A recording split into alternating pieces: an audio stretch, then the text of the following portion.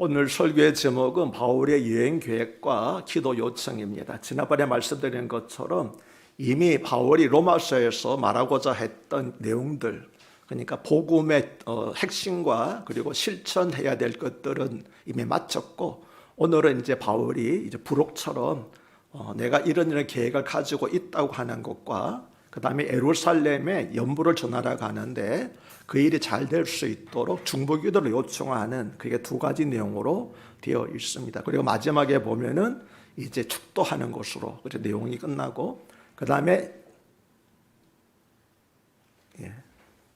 마지막 16장은 이제 문안 인사하는 걸로 그렇게 되어 있습니다. 오늘 본문은 크게 두 가지 내용으로 되어 있습니다. 먼저 22절에서 19절은 사도 바울의 로마 방문 계획을 말한 것입니다. 그리고 30절로부터 33절은 로마 교회 성도들에게 기도를 요청한 것, 중보 기도를 요청한 것입니다.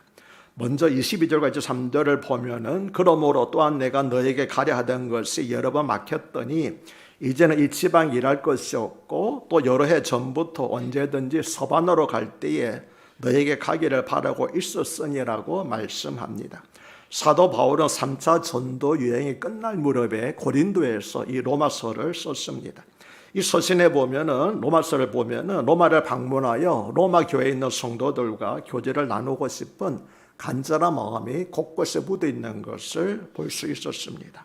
바울은 여러 동안 로마에 가기를 원했지만 그 바람은 번번이 이루어지지를 않았습니다. 하지만 그 모든 것은 하나님의 섭리와 뜻 가운데서 이루어진 일입니다. 그래서 바울은 계속해서 성령의 인도하심에 따라서 소아시아와 마게도니아 아가 지역에 그리고 일루리온에 이르기까지 복음을 편만하게 전할 수가 있었습니다. 그동안 다른 누군가를 통해서 로마에도 복음이 전해졌고 로마의 교회도 세워졌습니다. 그런데 이제는 로마에 갈 수 있게 되었다는 것입니다. 이제는 로마의 동쪽 지역에 복음을 전할 곳이 없기 때문입니다. 이 말은 로마 동쪽의 모든 지역에 교회를 세웠다는 뜻은 아닙니다. 각 지역별로 거점 도시들의 교회를 개척하고 그곳의 지역의 목회자들을 세움으로써 지속적인 복음 전파가 가능할 수 있도록 환경을 조성했다라고 하는 그런 의미가 되겠습니다. 바울은 이처럼 모든 도시가 아니라 모든 지방이 아니라 주요 도시에 마치 징검다리처럼 복음을 전하는 거점 도시를 세우는 것을 목표로 했기 때문에 이제 다음 목표는 이제 바울이 전하지 않았던 아직 복음이 전해지지 않았던 로마를 기준해서 서쪽 지방에 가는 것이 이제 다음의 목적지로 남게 된 것입니다. 그래서 그것은 이제 구체적으로 로마의 서쪽적인 서바나 즉 지금의 스페인 지역을 말합니다. 바울은 이제 스페인 지역으로 가려고 합니다. 당시 사람들에게 스페인은 서쪽 끝이었기 때문입니다. 그런데 그러기 위해서는 로마를 반드시 거쳐가야만 했습니다. 그래서 24절은 이는 지나가는 일에 너희를 보고 먼저 너희와 사귐으로 얼마간 기쁨을 가진 후에 너희가 로마 교회 너희가 나를 거기로 스페인으로 보내주기를 원하노라고 바울이 로마를 방문하고자 하는 또 다른 이유 하나를 말한 것입니다. 바울에게 있어서 로마는 여행의 목적지가 아니라 경유지였습니다. 바울은 로마 구경하러 갈 아무 생각 없었습니다. 구경하던 거 아예 관심이 없고 그냥 어제 복음을 전하기 위해서 가고자 했던 것입니다. 바울이 바란 것은 로마 교회가 스페인 선교의 거점이 되는 것이었습니다. 이 일에 로마 교회가 동참해 주기를 바란 것입니다. 즉 직접 같이 선교 여행을 할 수는 없겠지만 바울을 보내줌으로써 바울이 스페인에 복음 전하는 일에 동참할 수 있는 것입니다. 그런데 여기서 보내주기를 바란다는 말에서 보낸다라고 하는 단어에 해당하는 헬라어는 프로펜프나이라고 하는 단어인데 1차적으로는 음식과 돈 등 여행수단을 준비함으로써 도와주는 것을 의미합니다. 그런데 이 말 속에서는 물질적인 도움 외에 안내받다라고 하는 뜻도 포함되어 있습니다. 즉 바울은 로마 교회가 물질적, 재정적 지원 외에 로마 교회 성도의 일부가 바울과 함께 스페인으로 가서 복음을 전하는 일에 동참해 주기를 바랐다는 것입니다.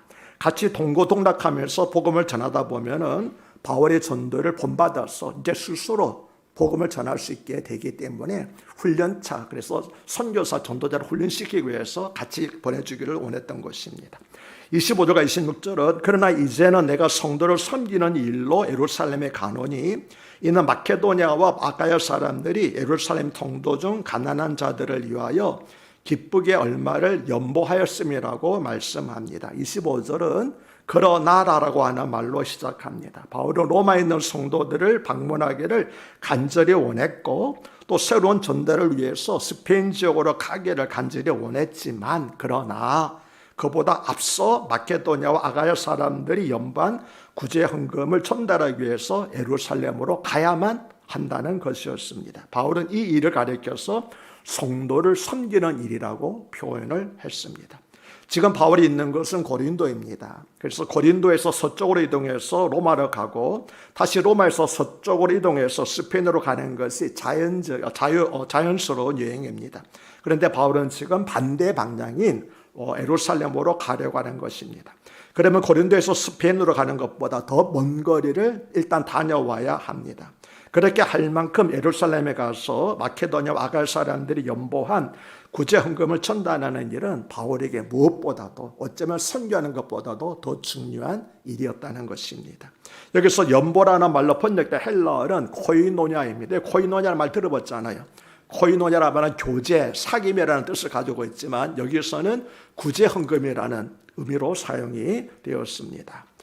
바울은 이 구제헌금을 전달하기 위해서 먼저 예루살렘으로 가려고 합니다. 지금처럼 계좌로 보낼 수 있는 때가 아니었기 때문에 직접 전달해야만 했던 것입니다.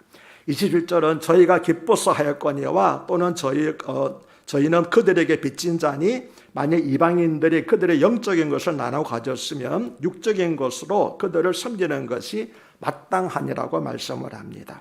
여기서 연보를 드리는 일은 모순처럼 보이는 두 가지 면을 동시에 가지고 있습니다. 하나는 자발적인 면이고 하나는 의무적인 면입니다. 자발적인 것과 의무적인 것은 서로 대조고 모순되는 것 같잖아요. 그런데 연보 구제 헌금이라는 것은 자발적인 동시에 의무적인 것이라고 하는 것입니다. 26절과 27절에 특별히 반복되는 단어가 있는데 기쁘게라고 하는 단어와 기뻐서라고 하는 단어입니다. 다시 말하면 성도들이 자발적으로 자원함으로 기쁨으로 물질을 드렸다는 것입니다. 그리고 저희는 그들에게 빚진 자니 만일 이방인들이 그들의 영적인 것을 나눠 가졌으면 육적인 것으로 그들을 섬기는 것이 마땅하니라 말은 하나님께서 예루살렘 교회를 통해서 복음을 나누게 해주셨으니 이제는 서로 어렵고 힘들 때 물질로 도와야 되는 것이 마땅하다라는 그런 의미로 말을 하였습니다. 예루살렘에 있는 성도들의 상당수는 심한 경제적인 어려움을 겪고 있었습니다. 26절에서 가난한 자들이라고 번역된 헬라어는 투스 푸토우스라고 하는 단어인데 거지처럼 가난한 자들, 그래서 전적으로 누군가의 도움에 의지하지 않으면 살아갈 수 없는 사람들을 가리켜서 투스 푸토쿠스라고 그렇게 말을 합니다. 그러면 왜 예루살렘 성도들은 이처럼 가난해졌을까요? 성경은 두 가지 이유를 말씀하고 있죠. 첫 번째는 그 당시에 예루살렘에 큰 가뭄이 기근이 들었습니다. 흉작이 들어가지고 흉년이 들어서 먹을 양식이 없어진 것이고 다른 하나는 핍박으로 인해서 집과 재산을 다 잃어버렸기 때문입니다. 그래서 예루살렘 성도들 가운데 다른 사람의 도움을 받지 않고는 생계 유지가 어려운 사람들이 많이 생기게 된 것이었습니다. 이런 소식을 듣고 마케도니아 아가야 성도들이 구제헌금을 모았습니다. 그런데 구제헌금을 마련한 그들도 결코 부유한 사람들이 아니었습니다. 이 사실에 대해서 설명하고 있는 고린도후서 8장 1절부터 5절을 제가 세번역 성경으로 좀 쉽게 번역되어 있는 세번역 성경으로 읽어드리겠습니다. 형제 자매 여러분, 우리는 하나님께서 마케도니아 여러 교회에서 베풀어 주신 은혜를 여러분에게 알리려고 합니다. 그들은 큰 환난의 시련을 겪으면서도 기쁨이 넘치고 극심한 가난에 쪼들리면서도 넉넉한 마음으로 남에게 베풀었습니다. 내가 증언합니다. 그들은 힘이 닿는 대로 구제했을 뿐만 아니라 오히려 힘에 지나도록 자원해서 하였습니다. 그들은 성도들을 구제하는 특권에 동참하게 해달라고 우리에게 간절히 청하였습니다. 그들은 우리가 기대하는 이상으로 하나님의 뜻을 따라서 먼저 자신들을 주님께 바치고 우리에게 바쳤습니다. 마케도냐 아가야 성도들도 큰 시련과 극한 가난에 처해 있었지만 그들은 예루살렘 어려운 소식을 듣자 오히려 그 성도들을 구제하는 특권에 동참하게 해달라고 바울에게 간청을 했다는 겁니다. 바울이 마케도냐 아가야 사람들이 가난한 줄 아니까 그러지 않아도 돼요. 그냥 마음만 가지고 그냥 기도해 주시면 돼요 라고 했는데 이 마케도냐 아가야 성도들은 아닙니다. 제발 우리도 동참하게 해달라고 오히려 바울에게 간청을 했다는 거예요. 그 말을 듣고 바울이 얼마나 감동을 했겠습니까? 그리고 이것이야말로 정말 하나님을 기쁘게 해드리는 구정금이 되는 겁니다. 억지로 마지 못해서 다른 사람 눈치를 보며 사는 것이 아니라 기쁜 마음으로 자원해서 나도 어렵지만 나보다 더 어렵고 힘든 사람들을 돕는 것이 얼마나 확 귀하고 복된 일인가 하는, 그래서 자원하는 마음으로 드렸다고 하는 것입니다.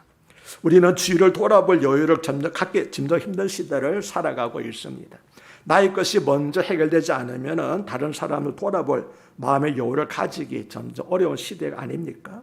그런데 우리에게 임한 복음은 나 중심적인 생각에 계속 제동을 걸고 있습니다. 주위를 돌아보라고 말씀하십니다. 나의 문제도 만만치 않지만 더 어렵고 힘든 사람들을 돌아보라고 계속 우리의 마음의 문을 두드리고 있는 것입니다. 그럼 어떻게 반응해야 되겠습니까?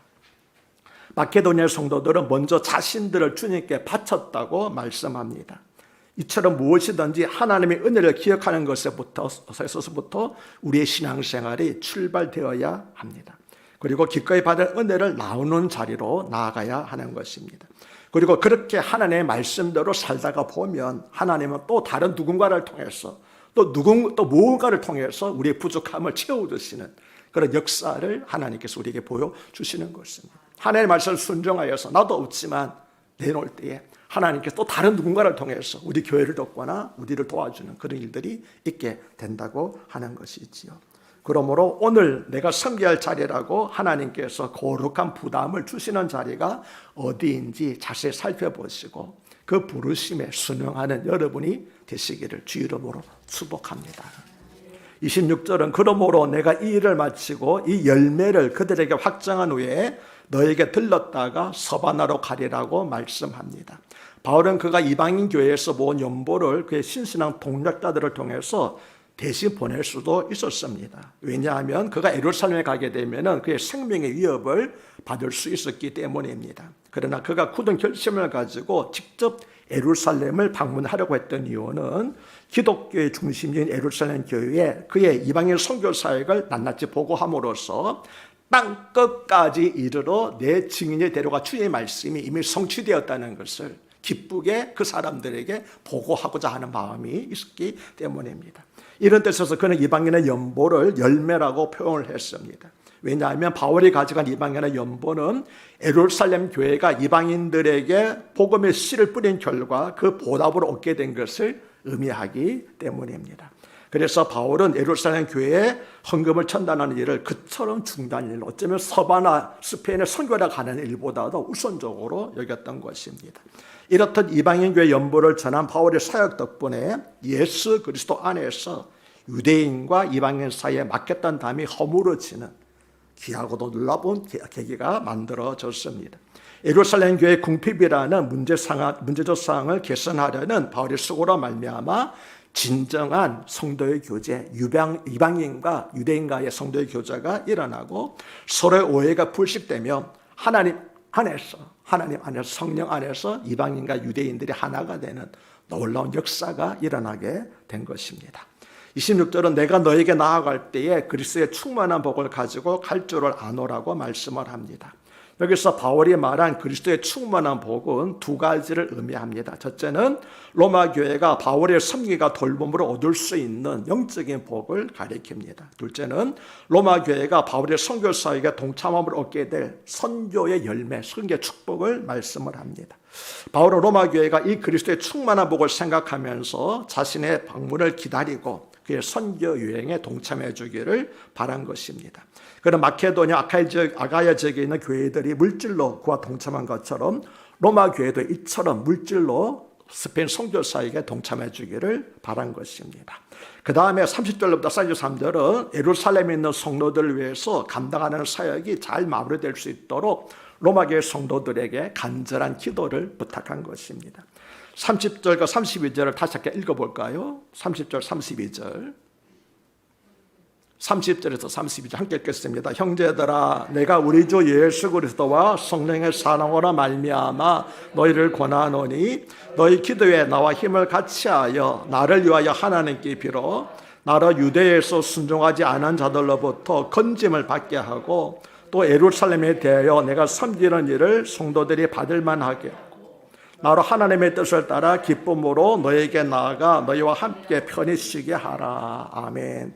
사도 바울이 로마 교회 성도들에게 기도를 요청한 내용은 크게 세 가지입니다. 첫째로 나로 유대에서 순종하지 않는 자들로부터 건짐을 받게 해달라, 그렇게 기도해달라고 요청을 했습니다. 즉 믿지 않는 유대인들로부터 안전하게 보호받기를 기도해달라고 한 것입니다. 왜냐하면 사도행전에 의하면 바울을 죽이기 전에는 먹지도 않고 마시지도 않겠다고 맹세한 자가 40명이나 기다리고 있었고 그들은 길에서 매복하였다가 바울이 도착하면 바로 죽이려고 기다리고 있었기 때문이고 바울도 이 소식을 들어서 알고 있었기 때문입니다. 두 번째로는 또 예루살렘에 대하여 내가 섬기는 일을 성도들이 받을 만하게 그렇게 기도해달라고 요청을 했습니다. 다시 말하면 구제 헌금을 예루살렘 성도들이 기쁨으로 받아주기를 기도해달라고 요청한 것입니다. 좀 이상하지 않습니까? 구제금 기쁨을 받으면 될 텐데 생각해 보십시오. 지금 누가 보낸 구제금입니까? 유대인들이 보낸 구제금 아니잖아요. 이방인들, 자기들이 개칠한 여기는 이방인들이잖아요. 그러니까 혹시라도 이방인들이 보낸 성경을 구제금을 받을 때 예루살렘 성도들이 자존심을 상해가지고 거절하지는 않을까, 그런 일이 없도록 열린 마음으로 순수한 마음으로 받아들일 수 있도록 그들의 마음을 열게 해달라고 그렇게 요청을 한 것인데, 사도행전에는 이 구제헌금을 예루살렘 성도들이 기쁘게 받았는가에 대해서 언급이 없습니다. 그러나 받지 않았다는 말도 없는 거 보니까 잘 전달했고 성경급 구제헌금을 예루살렘 성도들이 잘 받은 걸로 그렇게 이해를 합니다. 이방인 형제들의 구제헌금에는 사랑이 담겨져 있었습니다. 그래서 바울의 중심에는 이를 통해서 예루살렘 성도들과 이방인 성도들이 친근하게 주 안에서 하나 되기를 바라는 간절한 마음이 있었던 것입니다. 그런데 앞에서 볼 때는 것처럼 혹시 어쩌면 잘못해서 이방인들에게 무시하고 모욕을 당하는 것처럼 예루살렘 성도들이 생각하고 반감을 일으키지는 않을까 하는 염려가 있었던 것입니다. 참으로 사도 바울은 고린도서 7장 5절에서 밖으로는 다툼이요 안으로는 두려움이라고 말한 것처럼 그는 안팎으로, 외부로부터는 밖에, 안으로서는 갈등, 내부적인 갈등 때문에 참 힘든 사역을 했던 분이 바로 사도 바울입니다. 세 번째로 나로 하나님의 뜻을 따라 기쁨으로 너에게 나아가 너희와 함께 편히 쉬게 하라, 그렇게 이루어질 수 있도록 기도해달라고 요청을 했습니다. 그런데 너희와 함께 편히 쉬게라는 말씀을 통해서 우리는 사도 바울의 피곤하고 지친 모습을 연상할 수 있지 않습니까? 편히 쉬게 해달라는 말씀 뭡니까? 지금까지 내가 마음도 편치 못하고 몸도 편치 않는데 이제 예루살렘 끝나고 나기 때문에 모처럼 너희한테 가서 좀 쉬고 싶다, 그런 마음인데 어떻게 됐을까요? 안타깝게도 이 기도는 이루어지지를 않았지요. 왜냐하면 예루살렘에 가자마자 붙잡혀서 로마로 호송되었기 때문입니다. 그리고 로마에 가다가 도중에 풍랑을 만나는 곡절을 겪었기 때문입니다.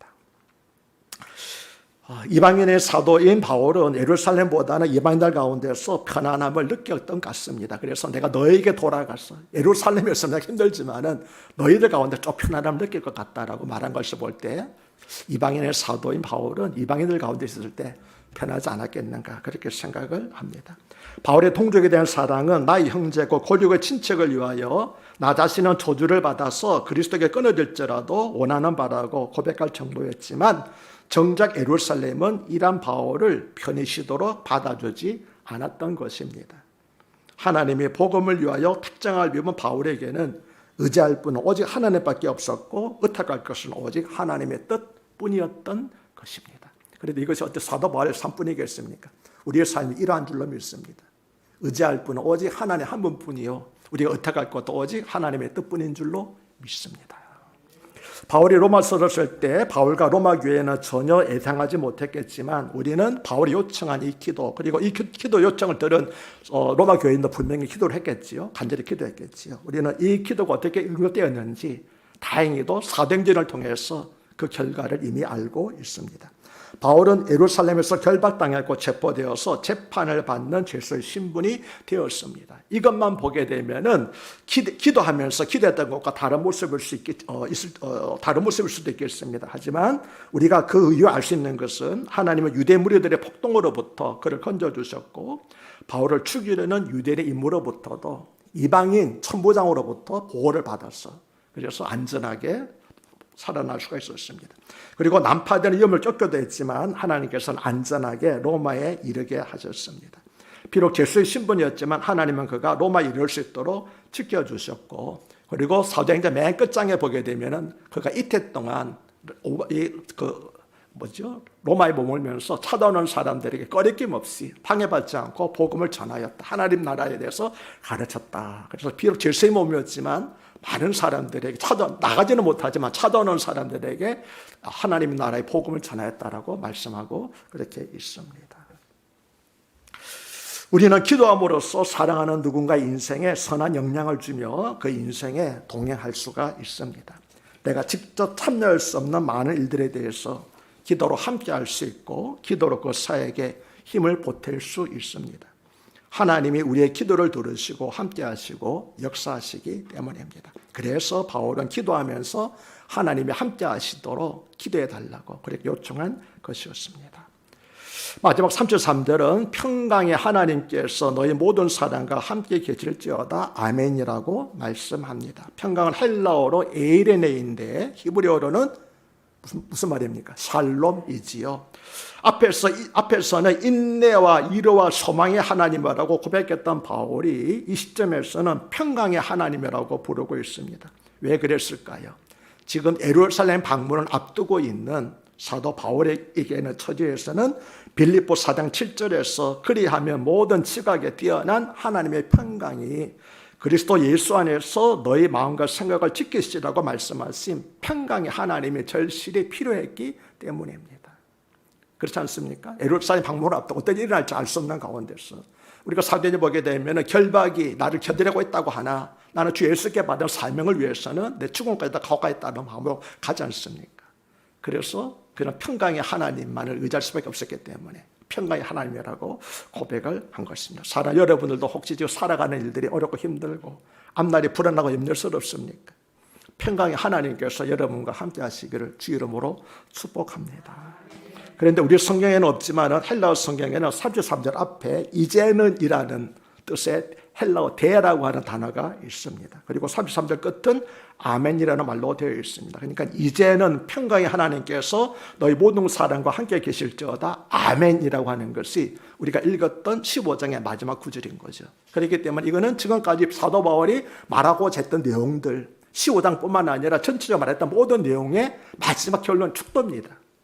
이해가 되시죠? 그래서 이제 사도 바울이 말하고자 했던 것들 다 끝나게 되는 거고 이제 우리가 한 주 남았는데 다음번에는 사도 바울이 인사를 로마 교회에 있는 분들에게 이제 한 사람 한 사람씩 이름을 부르면서 이 사람들에게 문안하라, 이 사람 기억해 주라 대접하라고 영접하는 것인데 저는 이미 그 설교 제목을 정했습니다.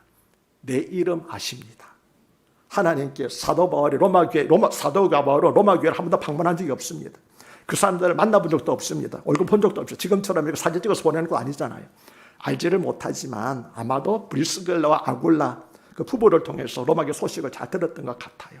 그래서 이름도 알고를 모르지만 그 이름을 부르면서 그 사람들에게 하나하나 내가 여러분의 사역을 압니다 하면서 문안하는데 우리 하나님께서도 여러분의 이름도 아시고 여러분의 하시는 일들도 다 알고 계시고 조금 전에 예배 전에 우리 이승재 장로님이 연세도 많으신데 이 무거운 화분을 옮기시느라고 얼마나 힘들 제 마음이 아팠습니다. 좀 젊은 사람이 있어서 도와주면 좋겠는데.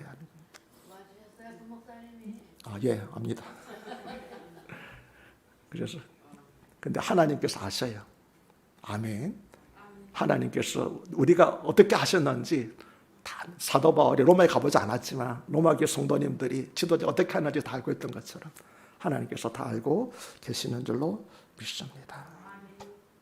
그래서 33절은 15장 전체의 결론의 동시에 바울이 지금까지 로마교회 성도들에게 부탁하고 그들을 위해서 축복한 내용들이 이루어지기를 바라는 간절한 마음과 그것들이 그대로 성취될 줄을 믿는 믿음 가운데서 이제는 평강의 하나님께서 너희 모든 사람과 함께 계실지어다. 아멘이라고 그가 하고자 한 말을 마치고 있는 것입니다.